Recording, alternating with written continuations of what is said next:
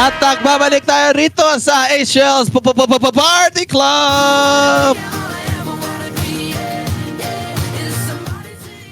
Okay guys, pero bago muna yan, konting katahimikan po muna tayo dahil meron akong isang concern na nais kong itakal ngayon sa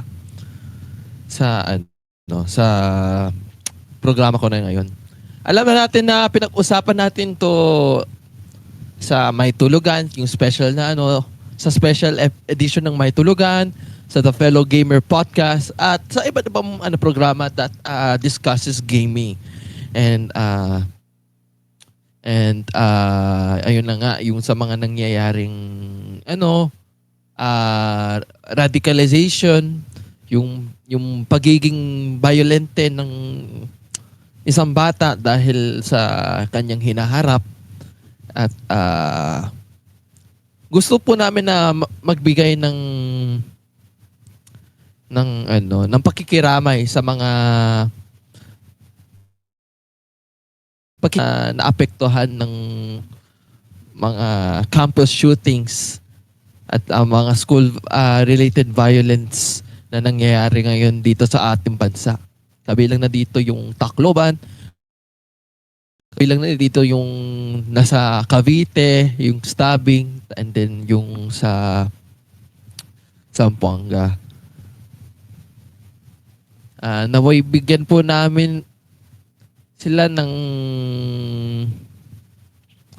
pakikiramay sa isang trahedya na hindi natin ginusto na mangyari dito. At naway mabigyan sila ng peace at comfort na kinakailangan nila sa hinaharap na ito. Pero bago muna, bigyan po natin ng konting katahimikan para sa mga naapektuhan, para sa mga pamilya na nawalan ng kanilang mamahal sa buhay. At naway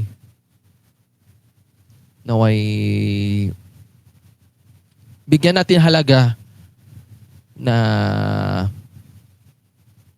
kausapin sila at ipadama sa kanila yung kanilang ating simpatya at pagmamahal sa kanila. So, bigyan po natin ng konting katahimikan.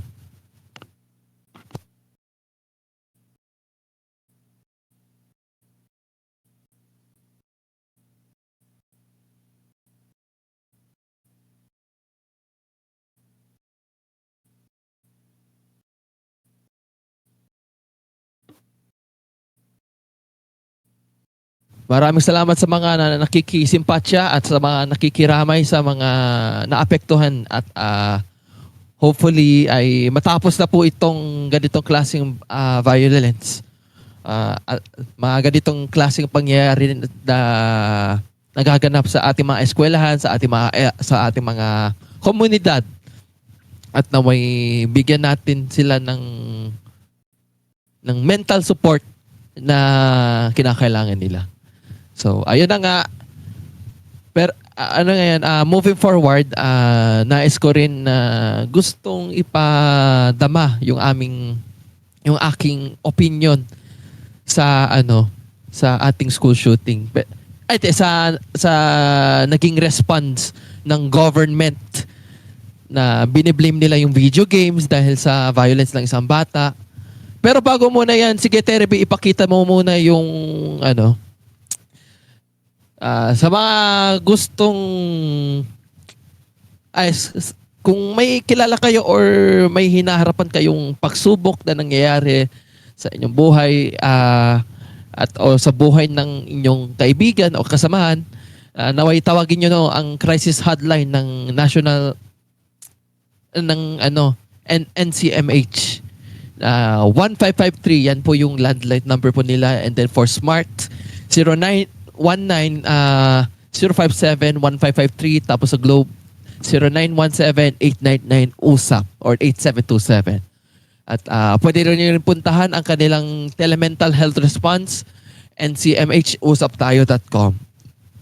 So, ayun, naway mapigilan po natin ang nangyayaring violence dito sa bansa at naway bigyan natin ng sapat na mental support na pinakakailangan nila. So, ayun. Okay, now we will gonna move forward sa naging response ng gobyerno dahil sa mga pangyayari na ito. And honestly, I kinda don't really like how they responded, especially na tinatarget nila yung mga video game communities, pati rin yung mga netizens.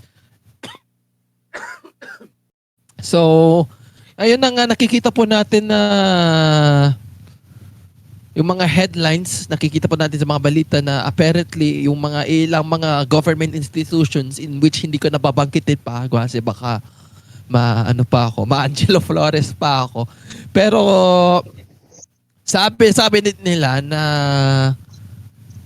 may plano daw they're looking forward to totally ban violent video games. Kasama na po dyan yung Roblox even though nakiko-operate na sila with the CICC. First and foremost, I don't get it why they decided na iput yung yung blame na nila sa mga video games, mga violent video games sa Roblox. Sinasabi daw nito na Roblox daw is a dark web. Honestly, hindi ako naniniwala na dark web yung Roblox unless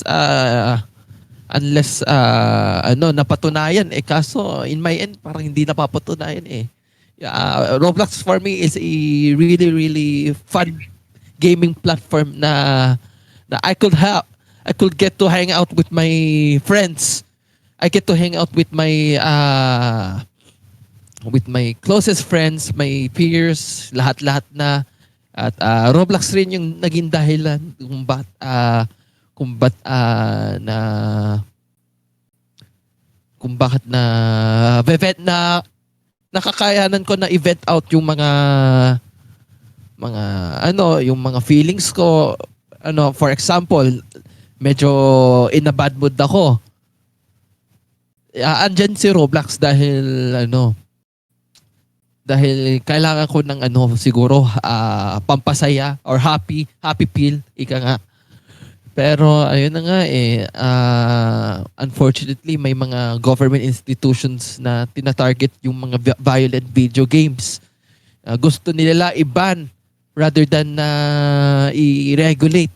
And I think that is the problem na kailangan nating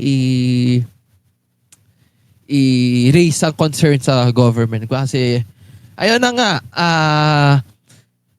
studies shows na yung mga pagiging violente ng isang bata ay hindi naman siya directly linked to video games. It could be the environment they live within. It could be the influence ng kanilang mga kaibigan and such. Hindi natin ma-assume or hindi natin ma-observe agad-agad kung ano yung naging root cause ng mga pangyayari na yon. Pero ang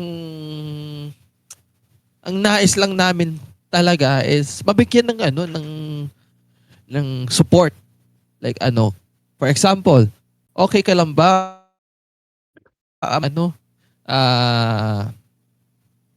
crisis sa buhay, pag-usapan natin yan. Ika nga. At as much as possible, wag po natin ituruan kung nasaan yung nanggagaling ng yung blame na yon. But rather, pag-usapan muna, i-examine mo muna kung ano yung nagkakos ng behavior ng isang bata o ng isang individual bago natin ma-conclude kung ano yung naging factors. Kaso dinadamay tayo ng iilan na video games. Kaka-video games yan kaya naging violente ang isang bata. Honestly, I'm really really disappointed sa naging response ng iilan dahil tinatarget nila yung video games. Ayun na nga. At ang tanong, paano natin ma-prevent yung mga ganito? Unang-una, i-examine po muna natin kung saan nanggagaling yung violence na yon. Yung kung bakit naging violent yung isang bata, ano, may, does it have to do something sa kanilang mga magulang, sa kanilang mga ate kuya, lahat-lahat na, as much as possible, wag muna agad tayong tumungo sa conclusion ko kasi that is heavily wrong. And after nun, kapag nakausap natin sila and nabigyan natin sila ng support, iparamdam natin sa kanila na tayo ay may concern sa kanila, willing tayo na tulungan sila, ika nga. At bigyan natin sila ng kung ano yung gusto nila, kung ano yung hinihiling nila na hindi yung yung mga negative na bagay na ibigay natin sa nila. Yung para sa ikakabuti ng kanilang nararamdaman. And lastly, ano yung last na gagawin natin? Bigyan natin ng makipag-cooperate naman tayo sa mga kapwa kasamahan natin, sa mga government agency para matapos na yung ganitong klaseng violence without blaming anyone here. So, I guess yun lang naman ang pwede ko sabihin kasi sorry talaga for the words ko kasi medyo nabubulol talaga ako. Hindi ko alam, I'm not really that communicable in terms of oral, pero hopefully magigets yung message na ipinapahayag ko sa inyo. Let us stop violence in our schools, in our communities without blaming anyone, or blaming each one or anyone. And as much as possible, bigyan natin ng mental support yung mga naapektuhan. So, yun lang naman. Cairo, do you have anything to say? Yes, I have anything I wanted to share. From my point of view, I do not believe banning violent video games and platforms like Facebook and Netflix will work. It's just not right. It doesn't seem right. They could have find the other way how to mitigate the situation like this. Like they could have taught the kids how to safely access the internet, and of course have a stronger security and always be a responsible parent. So what I can say about banning over violent video games, again, it's just not right. They could have at least did a research, and then they could have consulted with an actual people who are knowledgeable in video games, and also when it comes to betting platforms over Facebook, over whatever happened with the event, yeah, that is not right. It just doesn't seem right at all. Like, why is the government making a conclusion in a sense that they thought betting will work? That is not gonna work. It's gonna affect everyone. It can even affect family members. It can even affect people who are communicating through Messenger. I know I have been going outside every day for work, and I see a lot of people using Facebook Messenger. Imagine if Facebook Messenger does get banned, that is gonna affect a lot of people. Trust me, it's gonna affect a lot of people because that's It where will they affect. communicate. It will definitely affect. You know what I mean? Yeah, it will Right? have a really really big impact because Facebook is already uh is is a platform used by most of Filipinos right now. So yeah. Cairo, are you done? Okay. So Cairo's done with your statement. Thank you very much, Cairo. Other than that, that is everything I can say. And other than that, that is all I can say. Again, in conclusion, in my own statement, banning platforms over that project event, it's not gonna work. It's not gonna work. Just it's not gonna do work. better. Find out find a proper way to mitigate waste. Okay, follow the footsteps from the developed countries. That is all. Yeah. Back to you. Okay, thank you very much, Cairo. Okay, so I hope that we learned something tonight na kindness is free. Yung sinabi ko nga kanina, kindness is free. Let's provide support for those who need, and hopefully we end violence in our communities, in our schools, and in every place on earth. So ayun nga mga Team Asian, dito na po magtatapos ang Asians Party Club. Makita-kita po tayo next week. Next week, abangan nyo na yan. Kasi, ay, pambihira. Magiging masaya ang next week. Kasi, burn months na. Abangan nyo na ang aming special number na hinahanda po namin as of this moment. So, abangan nyo na yan. Same time, same place, 8:30 to 9:40 p.m. on Smile Channel, Smile Radio, and in Smile Online at sa iba't ibang platforms ng Smile. Muli, this is Asiel Hochimachi. Makikita-kita po tayo ulit next week dito sa Asiel's Party Club! Let's go!